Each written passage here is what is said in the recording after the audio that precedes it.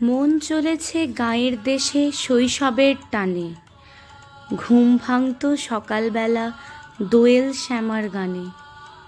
জমির আলে ঘুড়ির লাটায় ছুটতে থাকি একা, লুকোচুরি খেলার ফাঁকে শেয়াল মামার দেখা।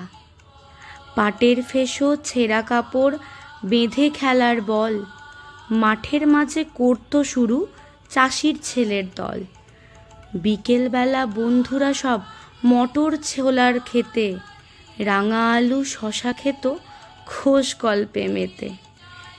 শহরতলির হিমঘরে আজ ভাবছি আপন মনে, ছুটছে যেন মনের পাখি সবুজ গায়ের কোণে।